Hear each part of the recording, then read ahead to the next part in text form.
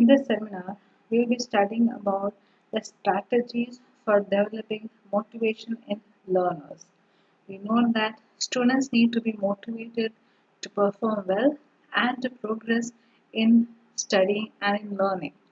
So, this whole topic we will be dealing by discussing 10 to 11 points, which is of prime importance or which sets the strategies for developing an inspiration or motivating the students to learn. The first strategy is setting up goals. Students must be acquainted well with the aims and objectives of studying each lesson. That means students should know why they are learning that particular chapter or lesson that day. So that helps them to set goals in life and to understand the topic better. When we know that we need the topic for some reason or when we have a goal, we perform well and to achieve that goal. So that same strategy is in play here. They must be told the purpose of acquiring a new skill so that a clear perception of the goal may motivate them and give required results. A perception of the aims and goals makes the learner interested and sets him to work in a desirable direction. We know that the perception of aims and goals makes the learner very much interested, and that helps them or that motivates them to work hard in order to learn the lessons well. Second strategy is maintaining a pleasant atmosphere. A well equipped, healthy classroom environment serves as a motivating force. We know that we are all happy when we have a well equipped and very clean and very creative, very colorful, desirable, noiseless, non distracting a classroom environment. Students are also particularly happy in studying such situations and in such environments. And abnormal temperature is also a disturbing element. So we know that how difficult it is to attend classes in a very hot summer afternoon. So that same thing applies to all the students that we should maintain a very pleasant atmosphere while taking classes. There should not be any distracting factors like noise, undesirable scenes, etc. in and around the classroom. And the classroom should be properly ventilated and tastefully decorated. This could really help very much in motivating the students to learn things well. Third strategy is linking the new learning with past experiences. The child is easily motivated to learn new material if he thinks that he knows all that is required as a base for the new learning. We know that when we help students to recollect their past knowledge about the subject, they become very curious and very eager to update their past knowledge. That means they get a feeling that we already know the base of this new topic and we are just adding to our past knowledge. That helps them to give a very keen attention to the lessons being taught in the class that day. Therefore, it is the duty of the teacher to base his present teaching upon the previous learning experiences acquired by the pupil and help him to assimilate the new knowledge very easily. Fourth strategy is adopting effective methods of teaching. We know that old dogmatic methods kill the initiative and interest of the learner, while child centered progressive methods based on psychological principles keep him motivated. We know that how boring it is to attend a 1 or 1.5 hours long lectures, or even the lecture be of 45 minutes. It's very boring to attend lectures, but it becomes interesting in a interactive session. If students are motivated through by interaction, then when they are given a chance to contribute to the subject, that becomes learning, makes learning more creative and interesting.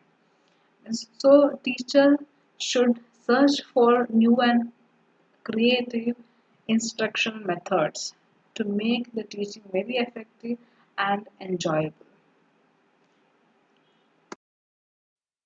Fifth strategy is using appropriate audio and visual aids. We know that students are very interested in watching movies or listening to music. So this using this audio and visual aids, we can deliver a very great and excellent class to the students. When we can direct a class by using the audio and visual aids, maybe through a PowerPoint presentation or by sharing a video about the subject, or because that makes people, students, to think well.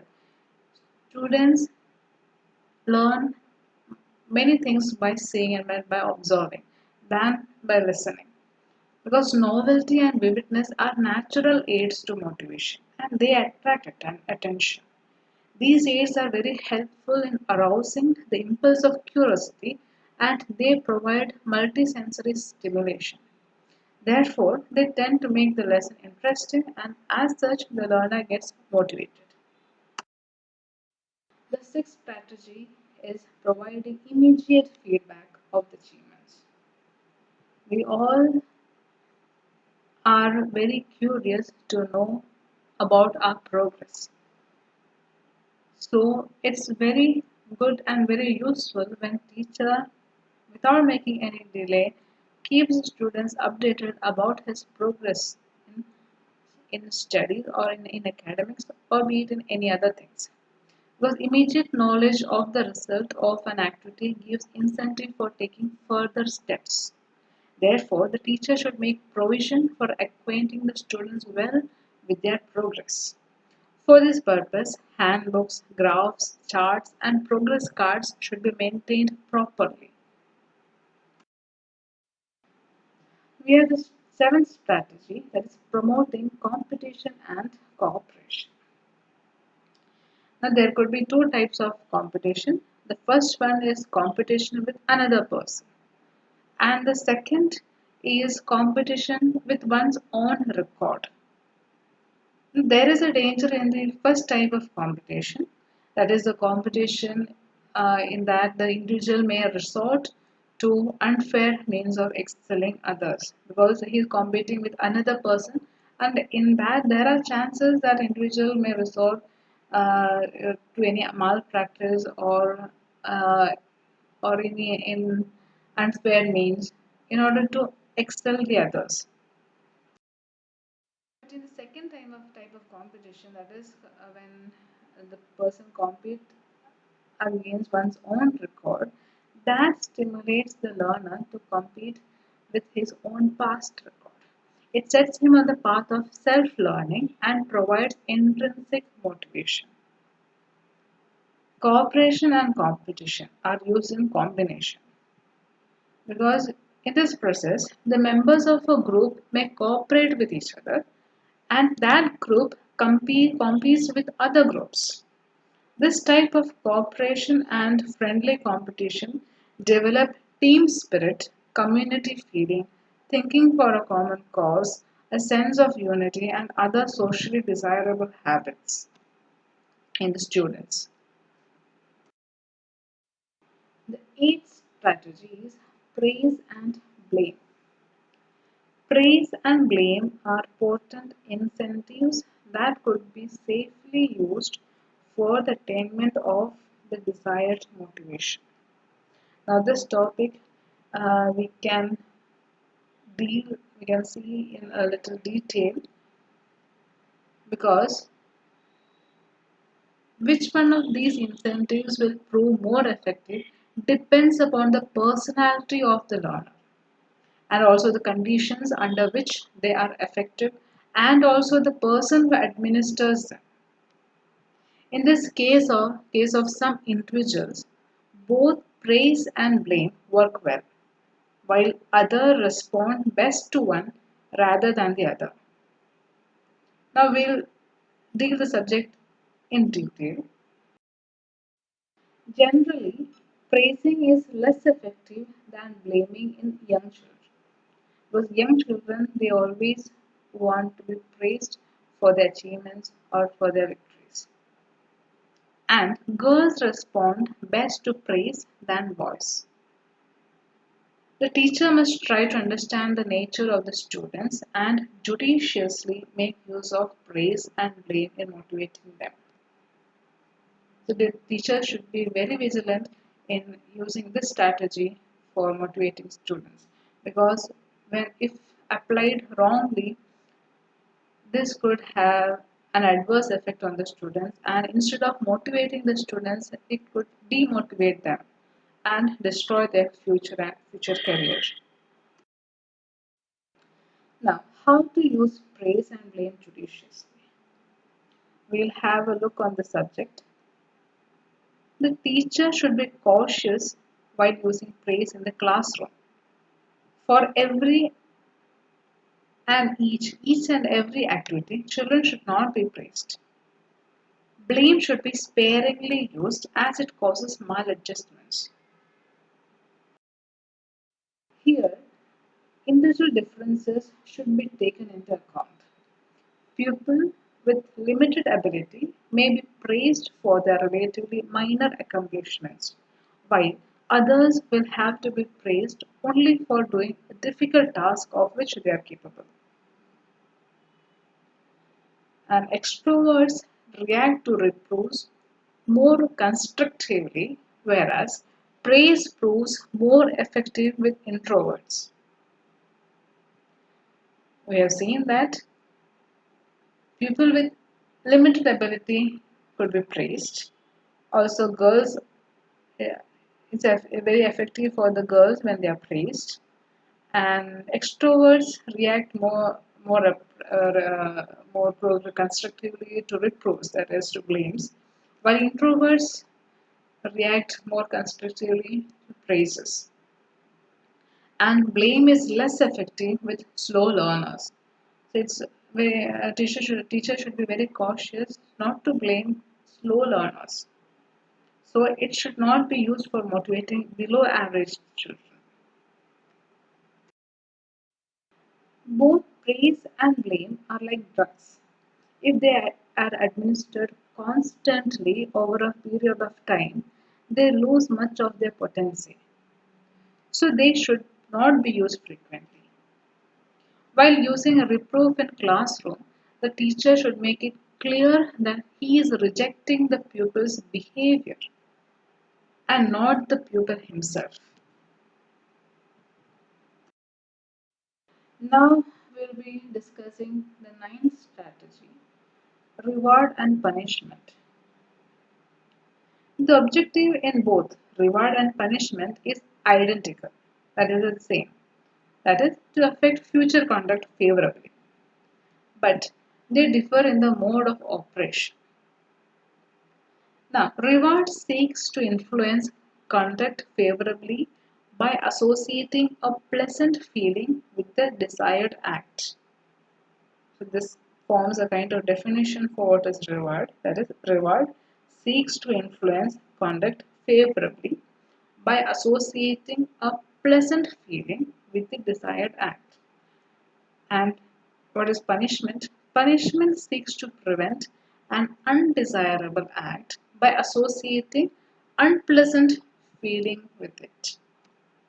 Because when we are rewarded for a good thing, for a favorable thing, that time, and when we are rewarded for that, that event is associated with a pleasant feeling that being rewarded creates in us. We usually like to cherish those memories when we were rewarded for any good things that we did. On the other hand, punishment seeks to prevent an undesirable act, because we are punished when we commit or when we do some undesirable things. And since punishment generates an unpleasant feeling in us, that helps us to prevent and not, or not to repeat that same deed in future. Now, what is the reward? As said earlier, rewards emphasize the positive aspect of motivation and have a pleasant and desirable association in the minds of pupils with success. They also utilize the social motive of desire for approval and appreciation. Rewards may be material, like pen or books, money, etc. It could be symbolic, like medals or honors, etc. Or it could also be psychological, like knowledge of result, means knowing the results to them, recognition, etc. And the last, that is psychological rewards, appears to be the best. In this way, by need satisfaction, they motivate the pupil in his initial contact with an area of knowledge. Rewards make the correct response more likely to be retained. They, they are very important for learners who have a strong desire to win self respect or approval from superiors.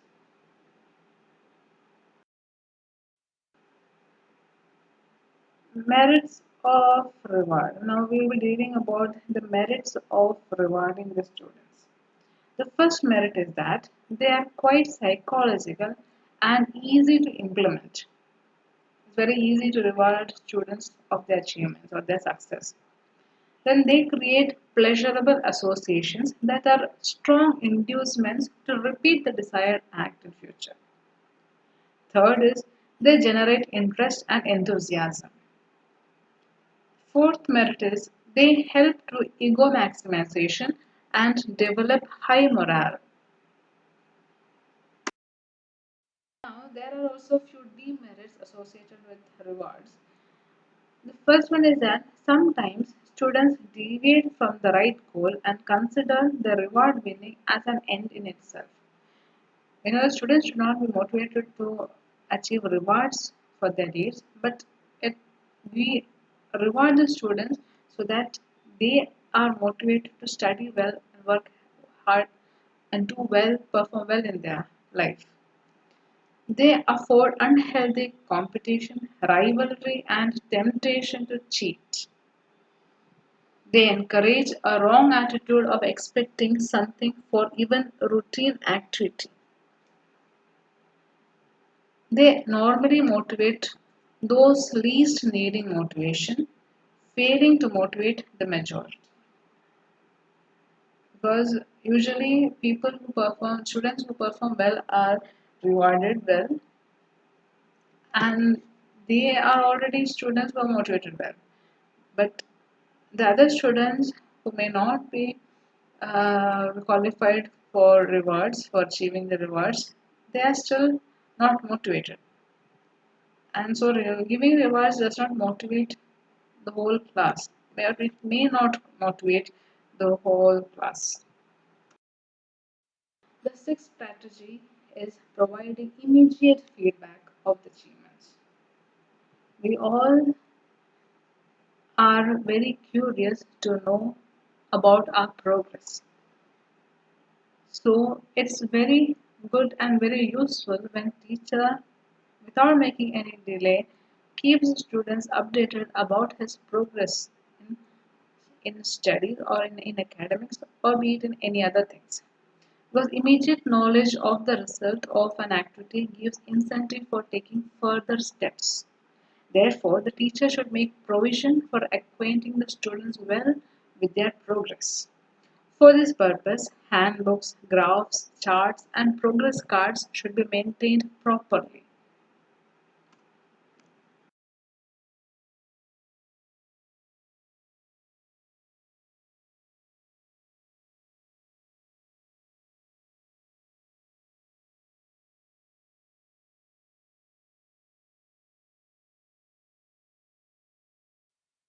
Now, there are certain merits associated with punishments. The first one is that they often act as deterrent. That they stop people to repeat that undesirable act in future. The second is that they serve as a form of discipline. It is a tool for disciplining the children. Disciplining the children. Third one is that it helps in modification of behavior when appears as natural consequences of an undesirable act. These are the merits of punishment. Now, there are also few demerits associated with punishments. The first one is that they lose effectiveness if the individual is no longer afraid or is willing to take the consequences. So here punishments does not prove effective. They create unpleasant feelings and arouse negative emotions. The third demerit is that the results are not always permanent. The fourth, punishments kill initiative, resourcefulness, and the spirit of free thinking. Students may get demotivated because of this, few students at least. Now, the 10th strategy of motivating students or the learners is that to promote ego involvement. Teachers generally are in the habit of ridiculing and snubbing their students. That is not the proper way of motivating their students. Instead, the teacher should try to motivate his students by appealing to ego maximizations. He should engage them in activities which can appeal to their self respect and raise their status among his classmates. And finally, above all, the teacher must be interested in what he is teaching and in the children whom he is teaching. If he is not interested, he can never motivate the class. So, this is all about the strategies in motivating the learners. Hope you all understood well. Thank you for listening to the class.